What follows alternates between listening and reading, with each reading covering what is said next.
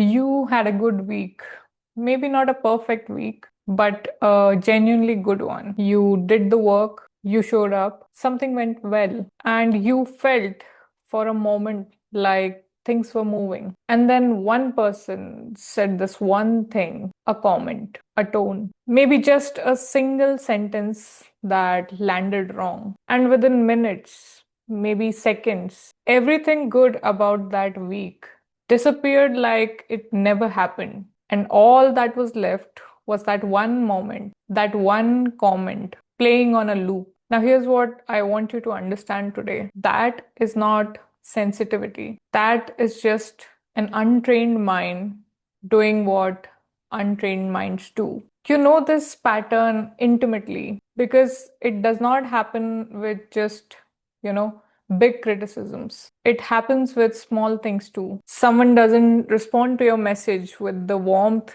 that you had expected. A colleague makes a passing remark about the work you have done. Your partner says something in a wrong tone at a wrong moment, and you're gone. Mentally, emotionally, you're gone. The meeting you ran really well this morning doesn't matter anymore. The progress you made this week doesn't feel real anymore. The good conversation, the small wins, the moments of genuine connection, all of it gets swallowed by this one thing. And the worst part isn't even the pain of the moment, it's the replay. It's lying in bed at night and the same 30 seconds are playing in your head again and again. It's the imaginary conversations, what you should have said, what they really meant, what this says about you. So, one comment leading to days of damage. But see, the thing is that your brain has a negativity bias. And this is not a character flaw. This is evolution. For hundreds of thousands of years, the human mind had to prioritize negative information much more than the positive one. A missed opportunity used to cost you a meal. A missed threat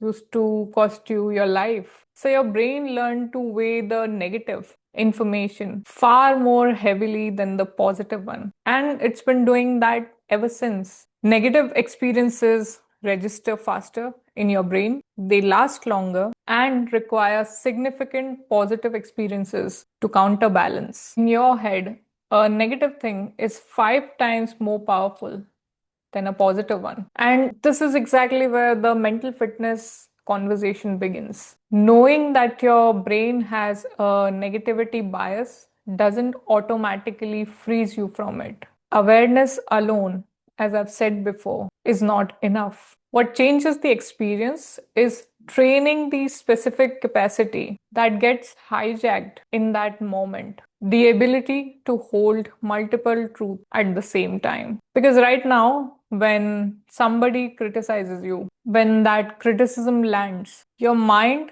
collapses into a single story. The criticism becomes the whole truth. Everything else disappears. But the criticism itself isn't the problem. That total focus on that one criticism and forgetting everything else, that is the problem. Your mind should be able to hold both of these simultaneously: the sting of the critical feedback and the reality of what went well in your day. Because both of these things are actually true. And if your mind is not capable of holding both of these truths in focus at the same time, it will always be at the mercy of whatever happens next. So, how do you actually train this? Now, I want you to focus on 3 specific things. Number one is a practice that I call the evidence audit. When you face a criticism and your whole week is collapsing, don't fight it and don't indulge in it. Instead, do this. Sit down and write out exactly what happened during the week. Not how it felt, but what actually happened. The meeting that you ran, the things you finished, the conversations that went well, the moment when someone responded positively to something you did. Write those things down as evidence, as data. Because what negativity bias actively suppresses is your access to the contradicting evidence. The good things don't disappear from the reality, they happen.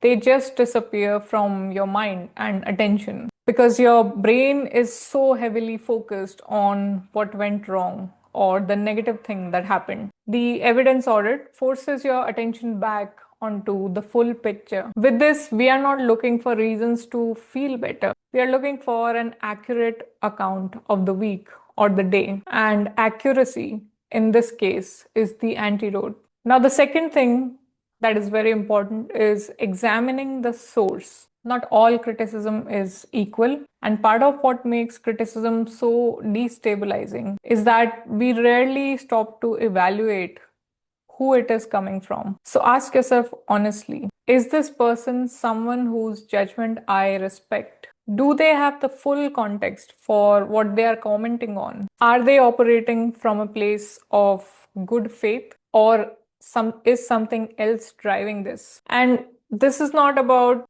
dismissing the feedback that you don't like. Criticism from someone you respect with full context, given in good faith, that's valuable. Let it in, examine it, and use it. But criticism from a person who doesn't have the full context, or who is speaking from their own frustrations, or whose opinion you wouldn't seek out, that criticism does not deserve the same weight. And your nervous system does not make that distinction automatically. You have to make it consciously. So the question is, are they qualified to assess this? And am I giving their opinion a weight that matches their credibility? Now, the third important thing is called the processing window. Here's something most people never try: giving the criticism a specific bounded time to be examined and then consciously closing it.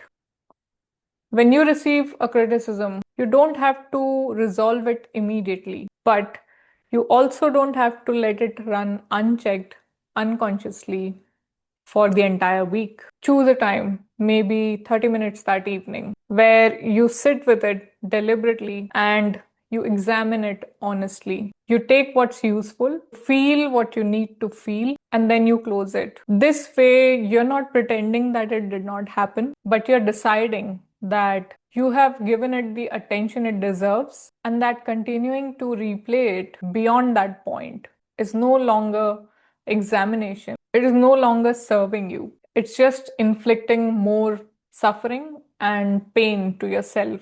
And you're allowed to decide when something has had enough of your time. And look, we have all been there at some point in our life, which is remembering every single criticism we have ever received in detail, in order, and available for instant replay at any moment. And we have almost no memory of the little things that went well and the little positive experiences we have had over the week, over the days, over the months. So that asymmetry is a trained imbalance, and it is costing you more than you realize. Not just in how you feel, but in what you are willing to try, in how much risk you will take, in how quickly you abandon the things that matter to you the moment someone questions it. Because when your mind lets criticism run unchecked for a week, for months, or for years, what happens is eventually you start protecting yourself by avoiding